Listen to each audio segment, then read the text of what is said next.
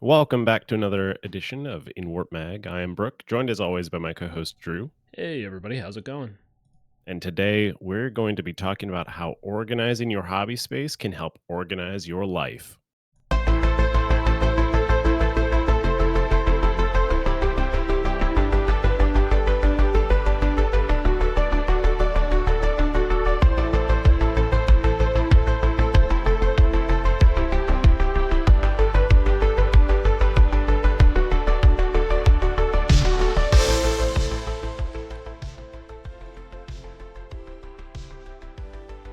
And so we are going to be talking about organizing our hobby spaces because I think it's something that we all need to do.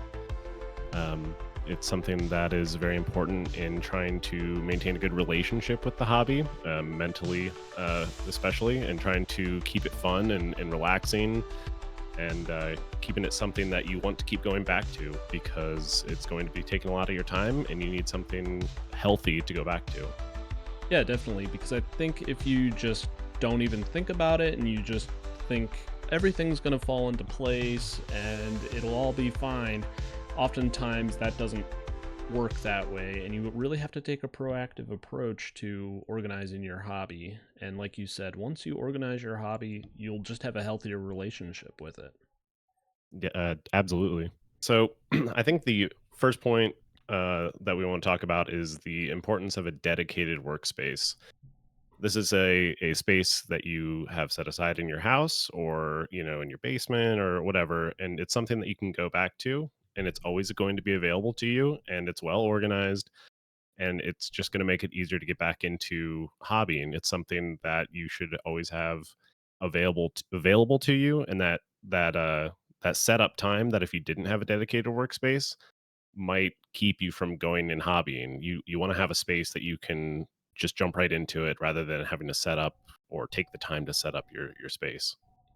Yeah, like if you have to go look for brushes, paints, or you sit down in your hobby area and you're just bugged by the amount of clutter on your desk every time you go to hobby, and you're going to find that you're spending less time actually hobbying and getting stuff ready to play on the table. So don't waste your time, setting up every single time you want to hobby. Have a place where you can go back to and be ready to go.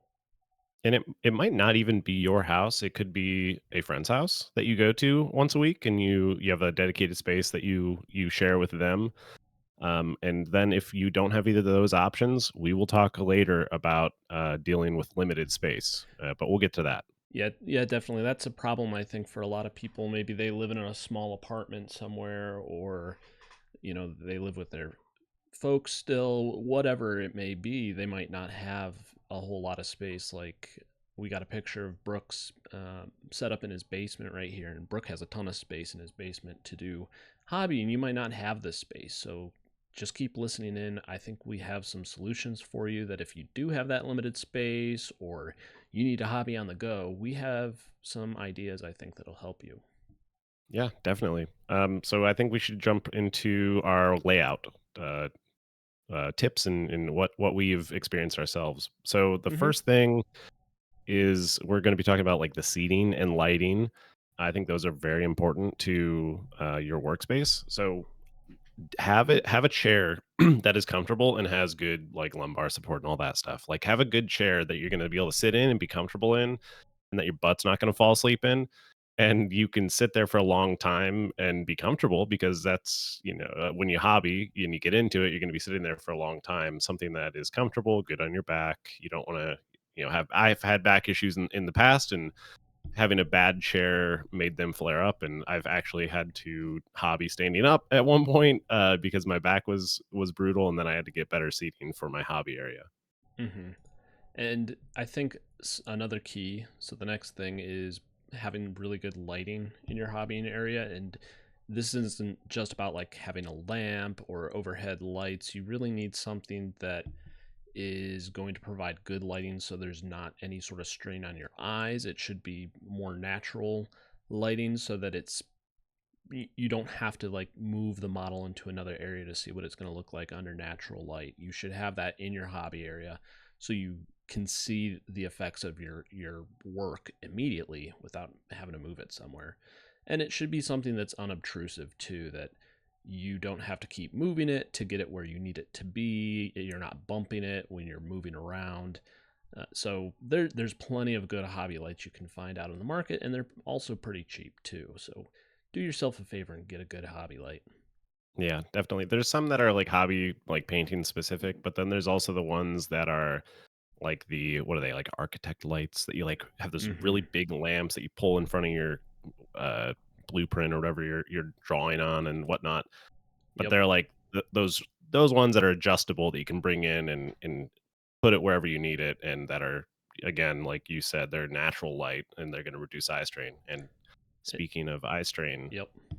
having a set of like reading glasses or Or a magnifying magnifiers. glass. Yeah, they have the lamps with the magnifying glasses too. So I was going to Oh right, mention yeah. that where you can get that option too. But yeah, reading glasses are also a really good option. They're a really cheap option too. I actually use reading glasses sometimes when I'm painting to reduce eye strain.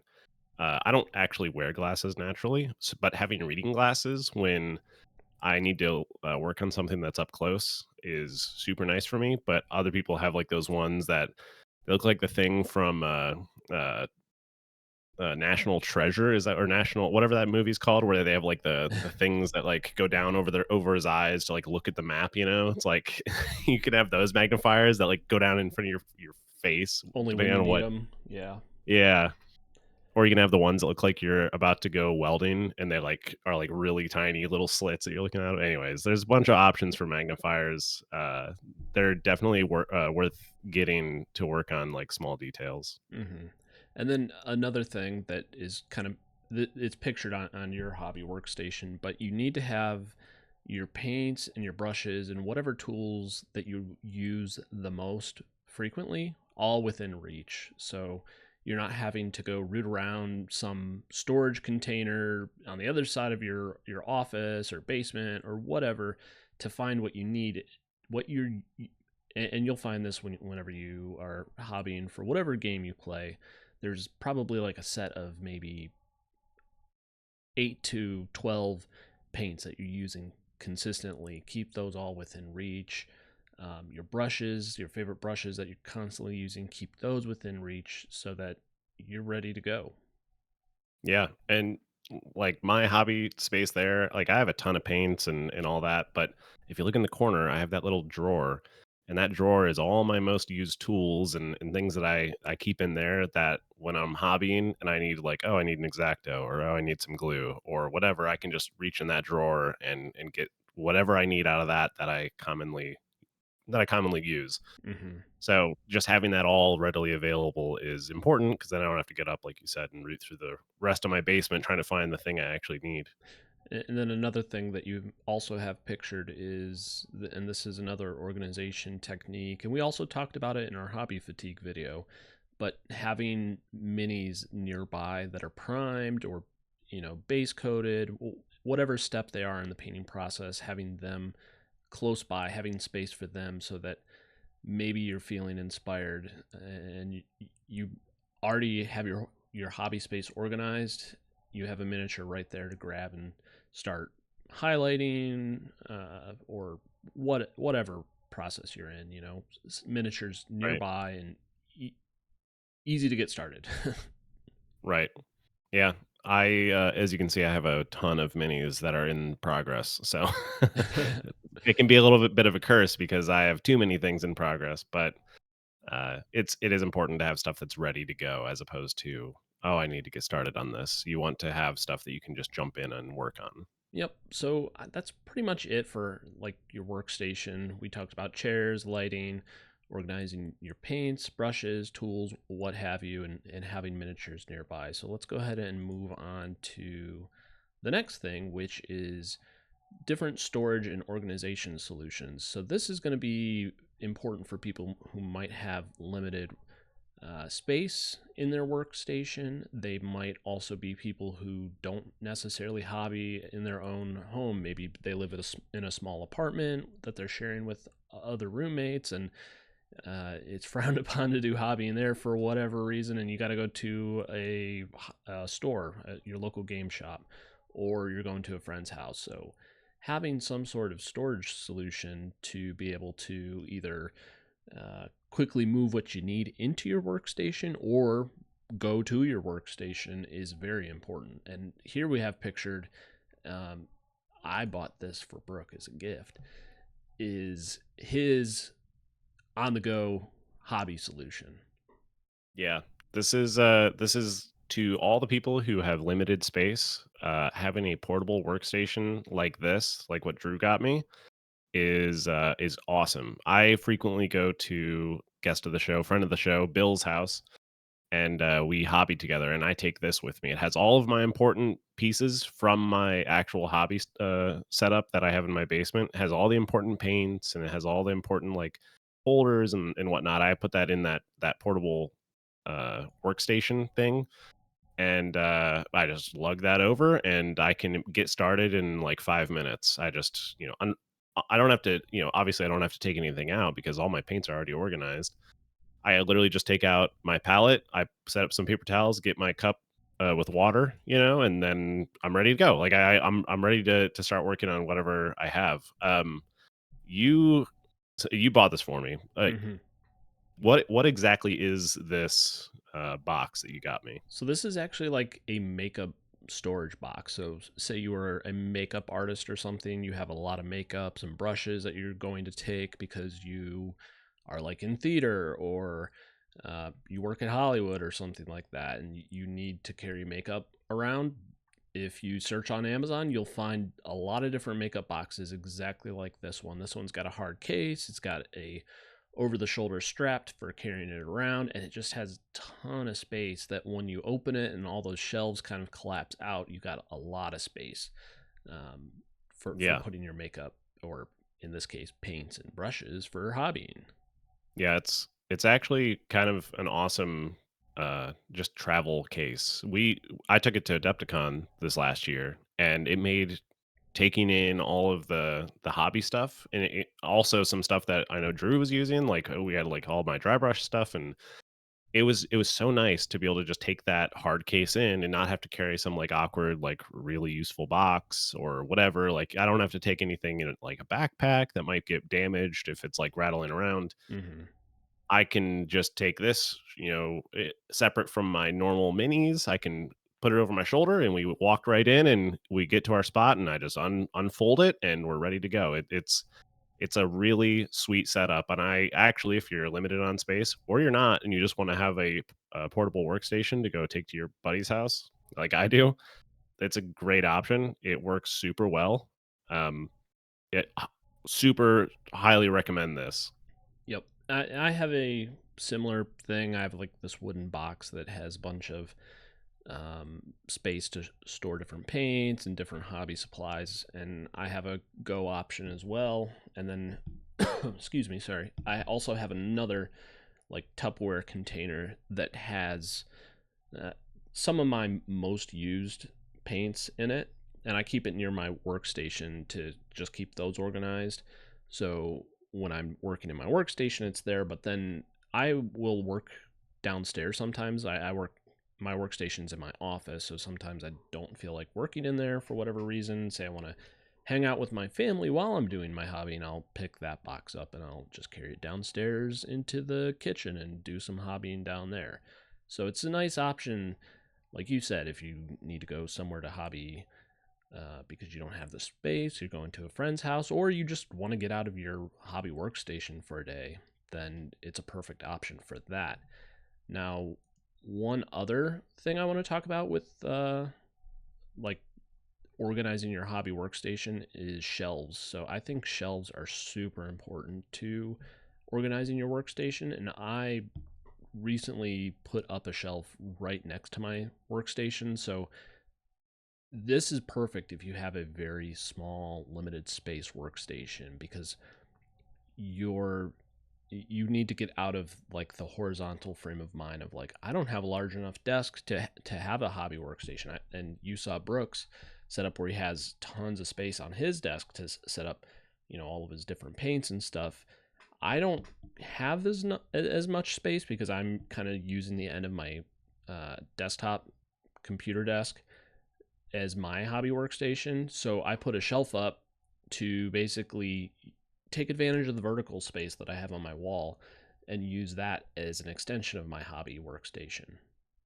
Yeah, and if you're like me, and you have a larger space, but you want to maximize it because you have a billion paints like me, um, you can get the actual paint racks that I use are like makeup paint or makeup. I think it's nail polish racks, which are really cheap. They're like super cheap on Amazon. You can pick those up for nothing.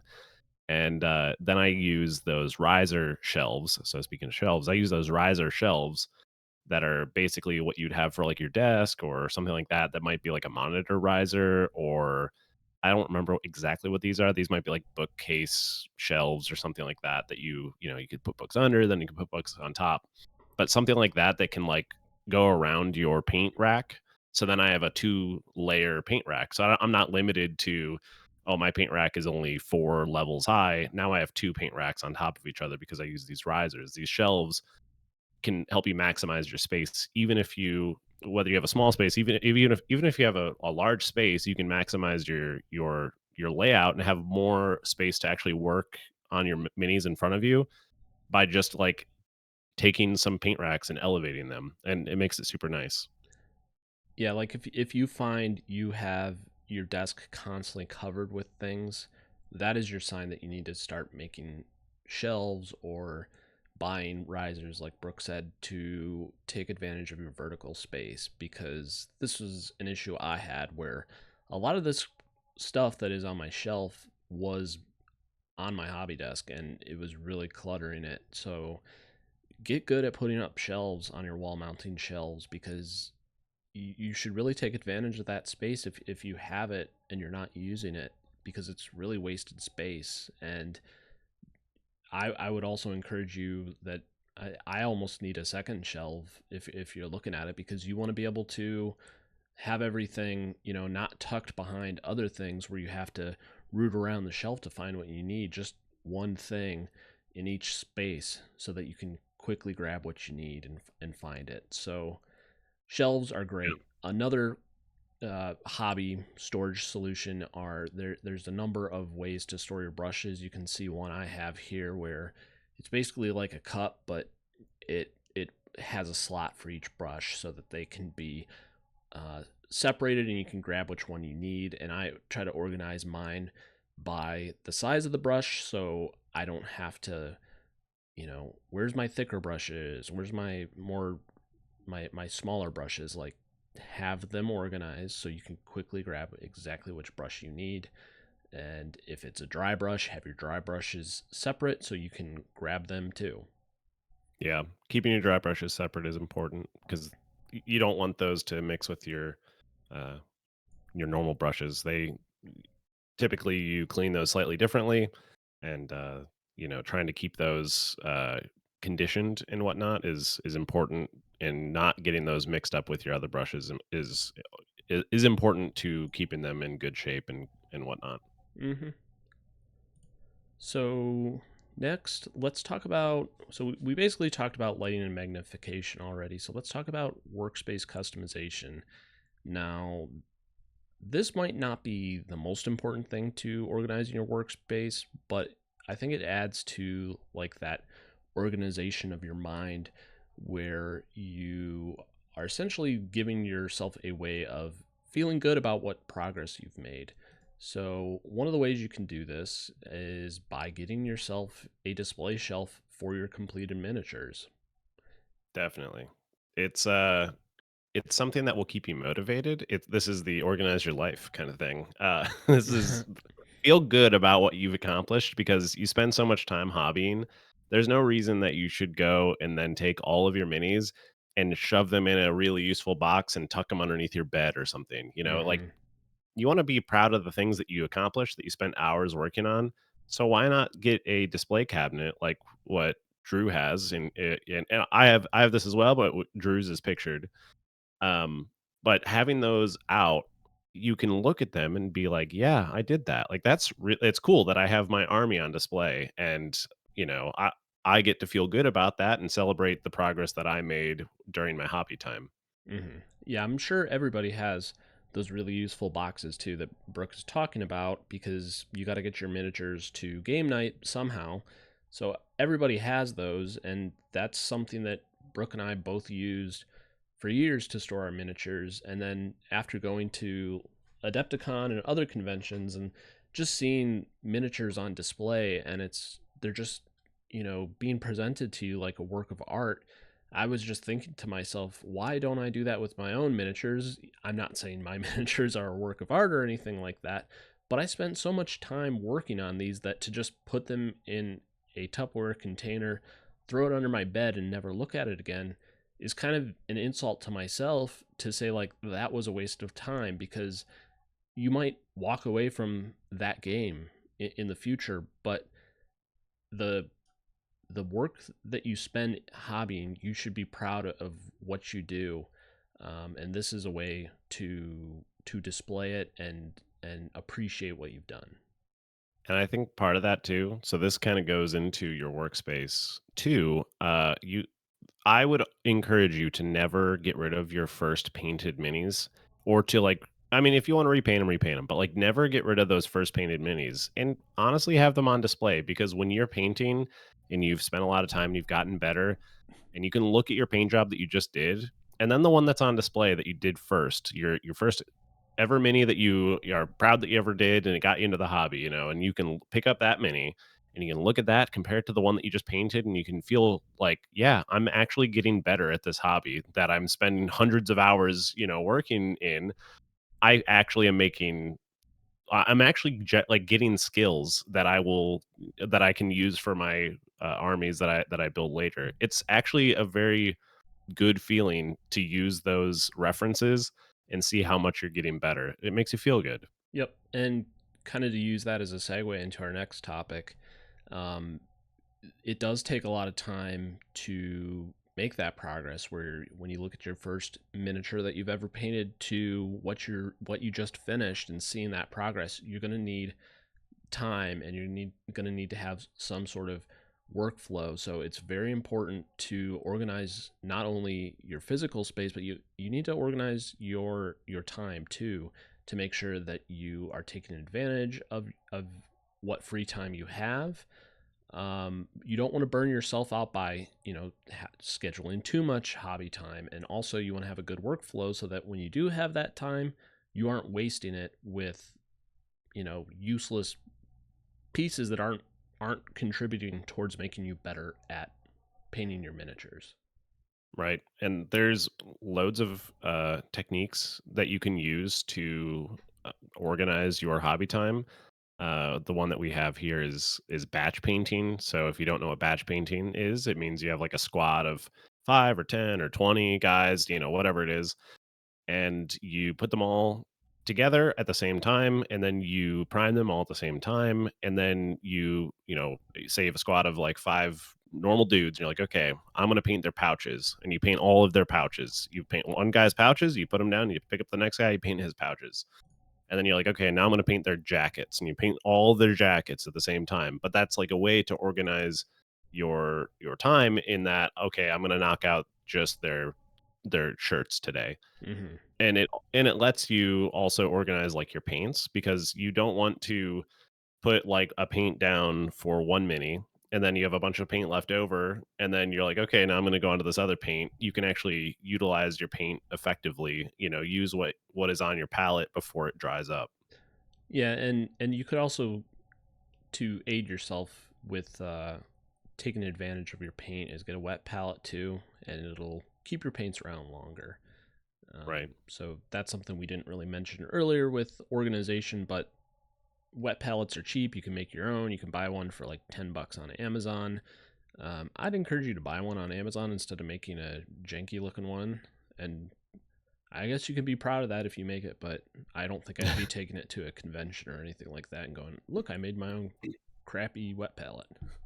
If you do get a wet palette and you do make your own, and you're new to wet palettes, I would give you this tip that Bill, friend of the show, gave me. Put a penny in the water, because apparently the penny like the copper and the penny will kill mold, Hmm. and it won't form inside of it if you keep water in there for a long time. So that is a tip that I would actually give everybody to if you do get a wet palette and you keep it in your hobby area and it's always closed up and you take a break and you go back to it and it looks awful. Try putting a penny in it next time, and you could avoid that issue in the future. Yeah, and batch painting is going back to that is a great technique for helping you get things done quickly and getting them ready for the tables. If you spend that time painting each individual mini, it's just going to take you a lot longer. Um, it might not actually take you longer, but mentally it's going to take longer. This is one way to kind of motivate yourself to get a unit done because when you've finished painting all of the base coating all the bits on it, you're basically most of the way there with that unit, and that entire unit is ready to go on the table together. But Yeah. another thing we've talked about in hobby fatigue, batch painting can be pretty fatiguing when it comes to Yes. hobbying. So it is good to give yourself a break from batch painting and maybe pick out one of your favorite miniatures that you just bought and just spend some time, quality time with, for me, Gaz, painting Gaz and getting him Quality looking time really with good. Gaz. Yeah. Yeah, I think the whole point of the time management side of things is that you want to have a process, whether that's batch painting or whatever other process that you want to work on. It could be like slap chop or whatever, like something that Hmm. you have some process that you feel comfortable with. Have that process so that when you get to your hobbies area, you can sit down and resume that process. You know where you are in the process. You know what your next step is, and you're never going to be hemming and hawing at your hobby table, wasting time not knowing exactly what you want to do. If you have Yeah. that process beforehand, you're going to be more effective, and you're going to keep your momentum in your hobbying. Yeah. And one thing you'll find is when you're looking on YouTube channels that are dedicated to just hobbying, that they teach you a lot of interesting techniques that you can learn to improve your painting overall. And I don't want to discourage anybody from doing those, but you're never going to master a single technique if you're constantly changing your technique to learn a new one. You're going to be, what they say, like a True. jack of all trades, a master of none. So when you find something that works for you, use that and include it in your process and don't change it. Just do that one thing many, many times, and you're going to get better and better at it, and you're going to get faster and faster at it. Um, so, when you feel like you've mastered those things, that's when you can maybe think about incorporating new techniques into your hobby and try them out, see how it works with your process. Because I tried a new um, priming technique, and when I was done, I said to myself, "It's no different than my previous process, so I'm going to continue doing it the previous way." It was interesting to try out, but I'm probably never going to do it again. So, um, get a base set of processes that works for you and comes with results that you're satisfied with, and master those first. Right. And there are a million processes that you and techniques that you can learn, but the number one technique that you're going to want to learn is brush control. And no matter what process you have, you're going to be learning brush control. So if you stick to something and it's comfortable for you, then stick with it, and then you can start experimenting and those other techniques that you see all these YouTubers using, or whatever favorite hobby painter that you follow. You see them using a specific technique, then your brush control that you've developed over doing your process that you like, that'll translate pretty well to those other techniques that you want to try. Yep. The one other point that I want to talk about before we get off time management is I think it's super important to block out a specific time of the day or week to paint. And for me, that is I go and try to make Tuesdays a day that I hobby. And Tuesdays I will go to Bill's and we'll hobby together, or sometimes we'll play games. But usually Tuesdays are the day that I try to get hobbying. done. And because I have that specific time that I allocate, I can plan around it. And then I also can get into a rhythm. I can get into a pattern of doing it so that it's not going to be a lot of effort for me to make the decision to go and hobby. I'm not going to have to be like, well, I don't know, what should I do now? Oh, should I go play video games? Should I go watch a movie, watch a show, watch YouTube, or should I go hobby? I know that this is my hobby time. So I'm going to, plan around it. I'm going to go hobby. It's going to be easier for me to go and start hobbying because I've already dedicated the time to it. Hmm. Yeah, you're better at this than I am. I'm not good at setting aside time. And I think for you we've talked about this in the past too. It helps having a group that does it together so Right. you hold each other accountable. And like you said, it's very important to be doing it on a regular basis because say you do learn some new technique that you tried out once and you really liked it, if you're not doing things regularly, you might forget that technique the next time you go to paint, which could be like a month later, and you could completely forget that you learned that new technique and you just kind of fall back into your old ways. So do yourself a favor, and this is really maybe the first step to organizing your hobby is organize your time, and you'll just do better overall at hobbying.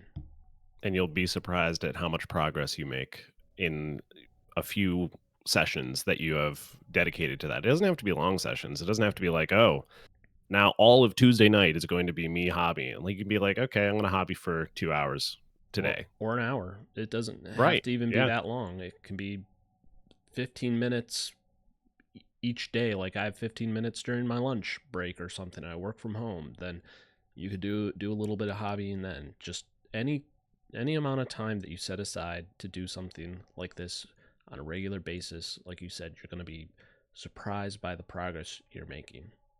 And that's I mean, to your point about like a smaller time frame, that's the importance of having a hobby station that's always available to you or something that's easy to set up. Because if you have 15 minutes, you can quickly get started without having to fully set up a hobby space that might take a full 15 minutes to set up. If you have something that's ready to go, you can get started in whatever time you have. Yep. So let's go ahead and move into the next subject, which is cleaning and maintenance, which sounds like not fun at all. But this is kind of one. This is one of the necessary evils of hobbying is you're Right. going to be making a mess as you do it. And one thing, the first thing, probably the number one rule of hobbying is always clean your brushes when you're done hobbying. And I constantly see people complaining about the costs of hobbying, and one of the biggest wastes of money in hobbying is brushes. And people buy really expensive brushes or they buy really cheap brushes and then they don't clean them. And no matter how much you paid for that brush is going to be garbage and it's going to be useless and it's going to be a waste of money. So, the golden rule of hobbying is always clean your brushes when you're done so you can keep them in a good, with a good tip. So, it's going to be useful to you and it's not going to be a detriment to your hobby time. Yeah, invest in brush conditioner. It's a must because if you don't, then you're just going to be possibly getting dried paint like inside of your brushes that doesn't come out very easily with just water. I mean, you could probably use like uh maybe like I'm not sure. This might be bad, but you could probably use something like dish soap or something, but that might No, be harsh on the bristles. if your brush is already to that point where it's, you got dried paint in the ferrule and it's basically ruined, at that point you can employ whatever technique you want that you think will Yeah. clean it. I think I've heard people use paint thinners, which is super Yeah. harmful to the brush, but it'll get that stuff out of that ferrule and it might be I usable again. I've actually used to try to get a brush back to usable. I actually used isopropyl alcohol to like try to get the dried paint out of the ferrule, which actually did work, surprisingly. So if you have a brush that's dead to you, then maybe try a little bit of isopropyl alcohol. and clean it with that instead of just water, and it might actually break up those dried bits. Yeah, but if you are disciplined and you always clean your brush when you're done with it, then you don't need to do any of that stuff. You don't need to try to rescue a dead brush. You don't need to waste money on new brushes. Just take care of what you have and the take care of your tools. Basically, your brushes are your primary tool in this. If you take care of it, um, it's going to reward you in the long run. Right. And this also extends to keeping your hobby space organized from like your paints and stuff. You gotta clean that stuff up. You gotta, if you are working on something and you've taken 8 paints off your shelf and they're all sitting in front of you and you've been working with them for a while, and maybe you're done with that unit, you need to put those paints back. Hmm. It sounds redundant, but you need to put them back because you want to have your hobby space be inviting for you to come back. You're not going to want to go to your hobby space and have to clean up from your last session before you can even get started on this session. You want to keep it, like I said, inviting so that when you get to your hobby station, there's no cleanup work that you have to do to get started on your next session. Yep. And if you've gone to a convention, let's say, or a game store, and you bought yourself some new paints or terrain bits to aid in your hobby, and anything new that you buy, you need to put away too. You don't want to just have it all sitting on your desk because you're going to say you've gone through the work to organize your hobby and you buy all that new stuff and it clutters your desk, you're going to be back at where you started. So be proactive, clean up your brushes, clean up your paints, anything new you buy, organize it, put it where it belongs in your hobby so that when you need to use that thing, I need you know cork rocks for the basing that I'm doing on my current miniature. It's with all my terrain stuff and I can grab it and it's right there. I'm not going, oh, I just bought that. Where did I put it? And Right. it's somewhere on your desk. Put your stuff away, clean up your workstation, be proactive about it. Yeah, and I think it also is like a mental health thing. If you have a clean area, whether that's your house or your hobby station, if you have a clean hobby station, it reflects positively to your mental state, basically. If you are going to a space that feels good to be working in because it's nice and clean, you're going to be feeling a lot more positive about your hobbying. You're going to have a more positive experience than if you were working in a cluttered, kind of chaotic environment. Yep, definitely. So let's move on to our next subject, which is dealing with a limited workspace. So here I have pictured my workspace, which is sharing my. It's not really my work desk. I have two desks in my office, but this is my play desk essentially. On the other side, not pictured, is my computer where I'm recording right now, and then on the other side of my desk is my hobby workstation. So I have approximately like a, I don't know, a 2 foot by 2 foot space for my workspace. And some people might have less than this, but you need to find a way to keep that space uncluttered and organized. And there's a number of different things that you can do to do that. So for me, like I said, I used to have all of my paints and brushes all on my desk, and it was getting crazy because not only was it cluttering my hobby, but it was also cluttering my playtime when I was playing games on the computer, or if me and Brooke were recording an episode together. My space was just becoming cluttered. So one of my techniques to taking advantage of my space was by going vertical and putting a shelf that, not, you can't see it here, but my shelf is literally right next to this space. So when I want a hobby, I can just park my comfy computer chair with good lumbar support right in this space, and I can reach everything that I need on my shelf right next to my hobby desk. Yeah, definitely.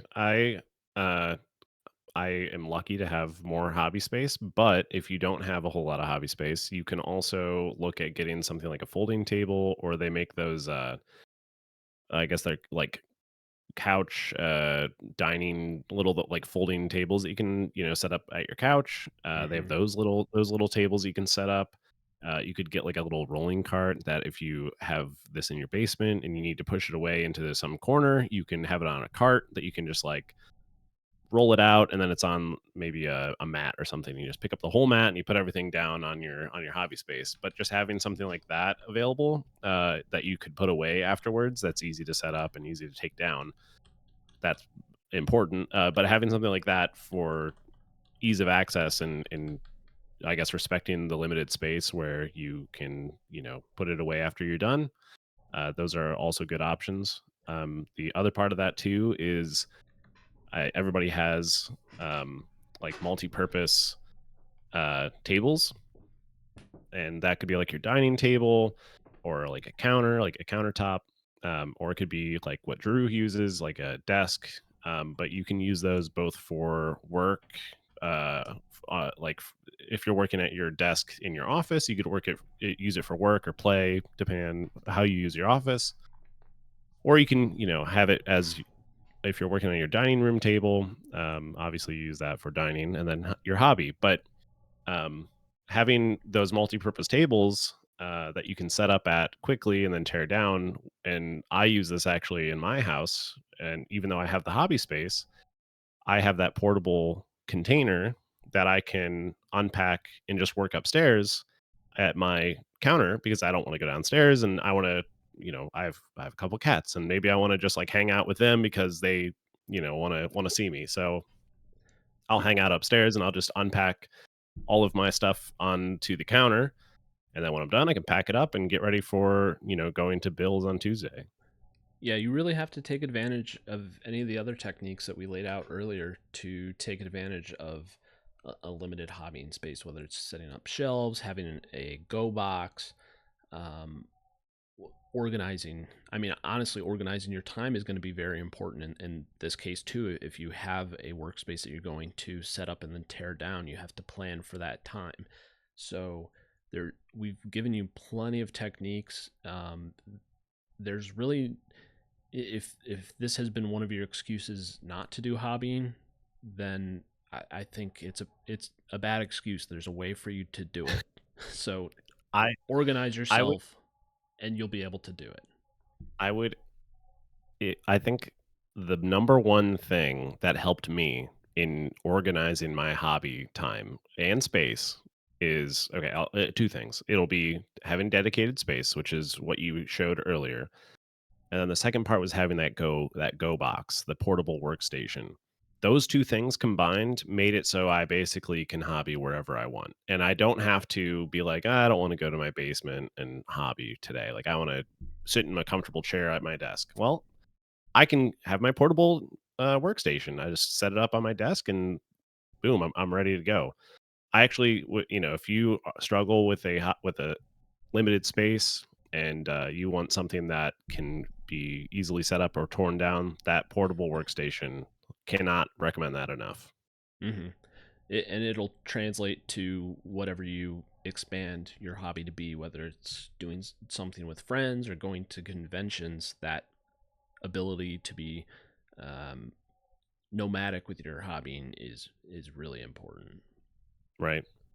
Well, I think we should probably wrap this up and, talk about just kind of the mindset and how the environment, affects us when we hobby. I mean, I think that having a well organized workspace is going to contribute to a positive hobby experience and mindset. It's going to help you enjoy your hobby more. The whole point of this is that you enjoy your hobby. It should be a fun thing that you do, relaxing. It shouldn't be something that when you go to it, it's going to stress you out because you're not organized or something that you don't, something that you dread because you have to do something before you can even get to the fun part. Yeah, and if you're not organized, we talked about the necessary evil of cleaning. Um, your hobby time might not be spent hobbying if you do not keep your space organized. You might just be spending your time cleaning, and that's not really should have nothing to do with your hobby. But if you are on top of things and proactive with organizing your hobby, You're basically going to be organizing your mind in such a way that you can take advantage of the time that you have and get done what you want to get done and be focused. And you want to make it fun. This is supposed to be a fun part of our hobby. Like, obviously, playing a game is fun, but you're going to spend probably 90% of your time doing this side.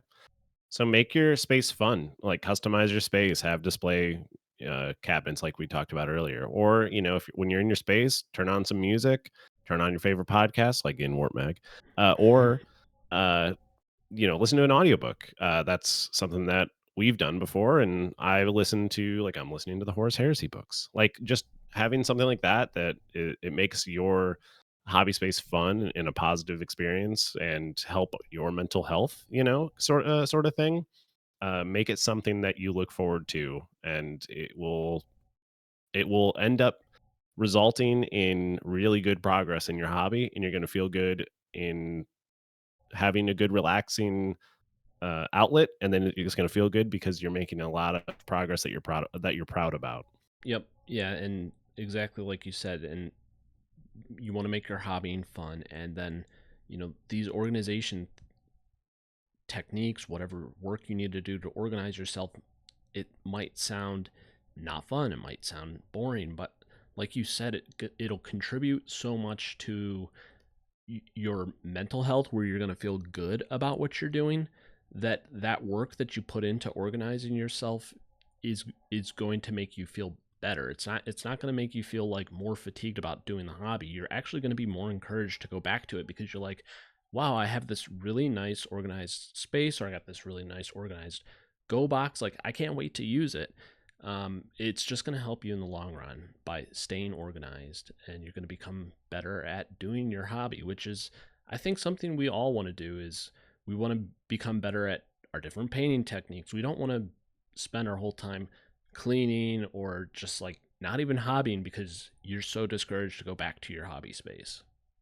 Definitely. And if you guys have any tips about your own hobby experience, if you have any setups that you'd like to share, you can feel free to share those in the comments section below. We have an email that you could email us pictures if you want to share those, and we can maybe share those in a future episode. But we'd like to hear your tips and tricks on how you organize your space and how you organize your time. Things that maybe we didn't cover here, or thoughts on things that we talked about here, and we can talk about it in the comments. Yeah, and if you hate hobbying for whatever reason, maybe this is one of the reasons you hate it. So hopefully there's something in here for everybody to help them enjoy hobbying, because honestly, it's probably one of the pieces of doing this that I enjoy the most. And I think I really want other people to get that enjoyment out of it also. And if you're looking for people to hobby with, if you're looking for, sharing in the hobby, we'd be happy to share in the hobby with you guys. If you would like a Discord that we can all hang out in and do maybe some hobby sharing with each other, and maybe share some additional tips and tricks past this video, and try to help bring the community along, then let us know, and we can maybe put that together for us to organize a community around that in a Discord in the future. Yep. And if you're still listening at this point, subscribe. And if you're not, I don't know why you're not already. Leave a like. And like Brooke said, leave a comment. We'd like to hear from you. And I think we'll talk to you all later. See you next time. Bye.